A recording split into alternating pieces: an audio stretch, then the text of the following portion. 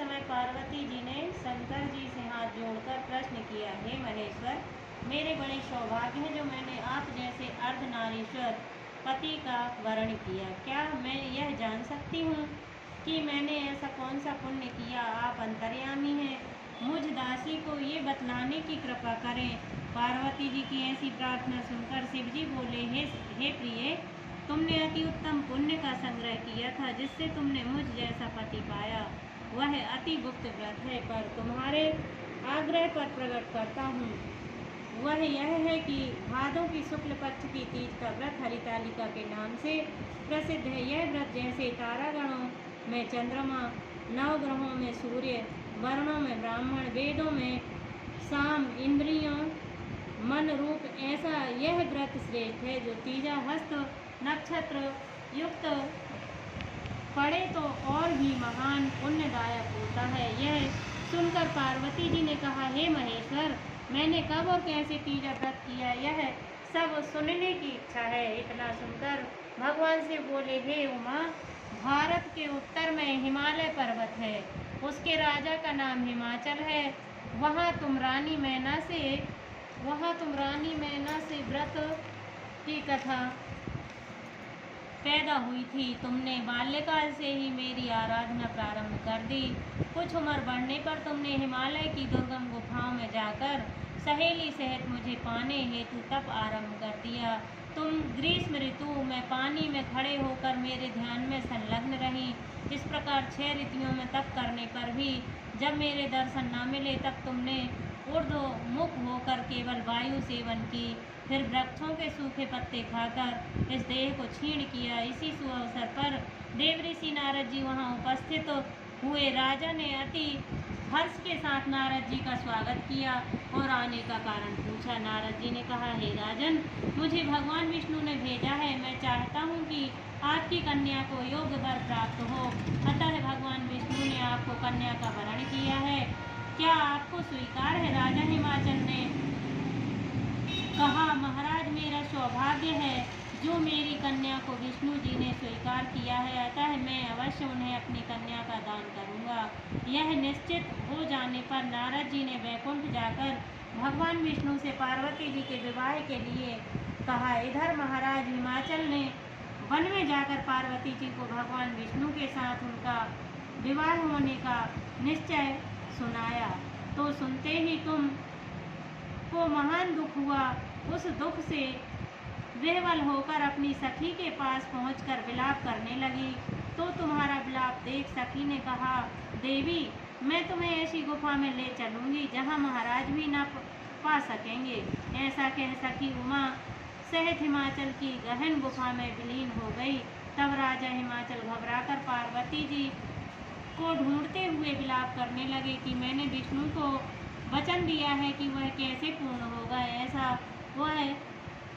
ऐसा कह मूर्छित हो गए। तब सभी पुरवासियों को साथ लेकर ढूंढने को महाराज ने पदार्पण किया और सोचने लगे कि मेरी कन्या को व्याघ्र खा गया, या सांप ने डस लिया, या राक्षस हर ले गए हैं।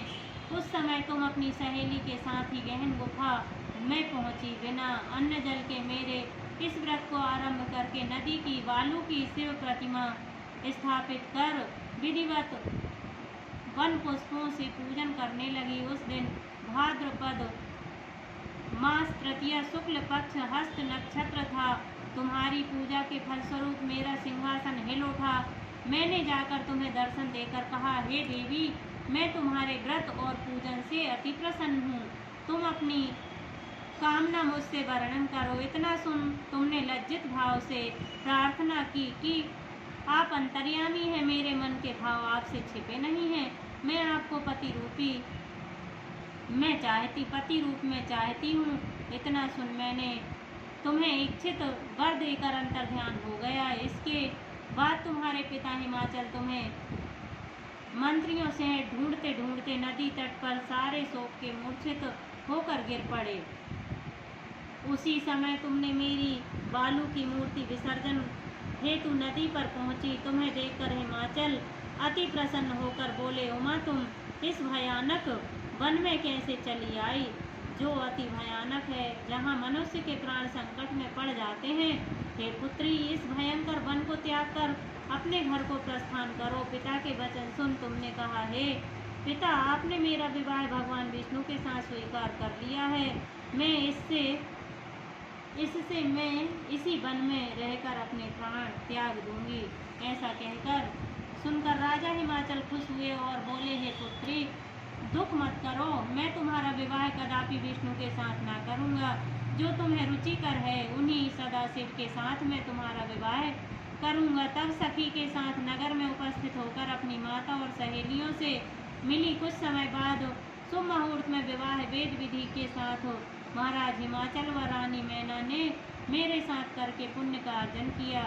सौभाग्यशाली सहेली ने तुमको हरण करके हिमाचल की गुफा में रखा, जो मेरा तीजा व्रत किया। इसी से इस व्रत का नाम हरितालिका पड़ा और यह व्रत सब व्रतों को अश्रोमणि हुआ।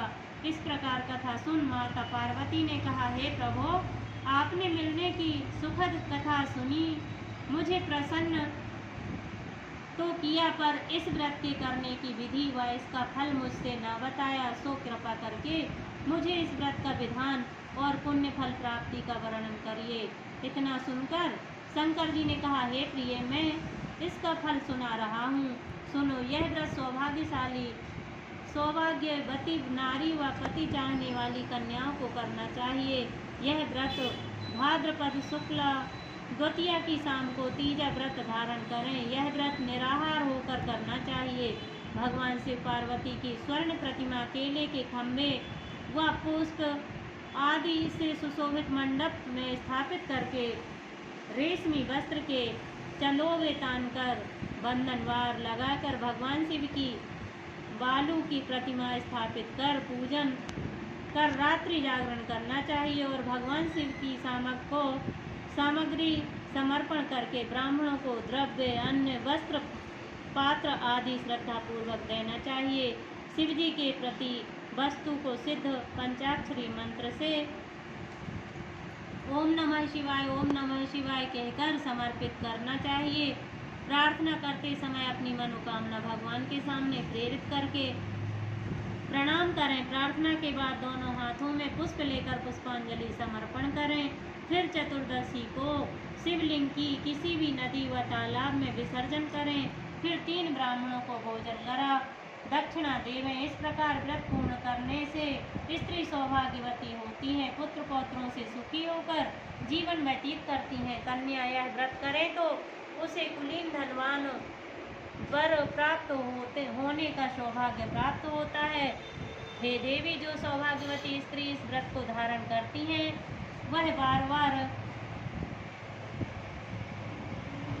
वह सुख समृद्धि से भरपूर होती हैं। जो स्त्री तीज के दिन व्रत रहकर चोरी से अन्न खाती हैं वह सूकरी का जन्म पाती हैं।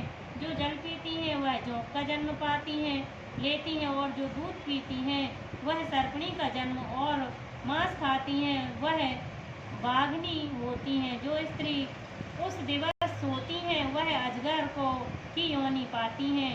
हे उमा, जो स्त्री अपने पति को धोखा देती हैं वह मुर्गी का जन्म धारण करती हैं और जो स्त्री इस व्रत को श्रद्धा भक्ति से विधि पूर्वक करती हैं वह सुंदर पति को प्राप्त करती हैं।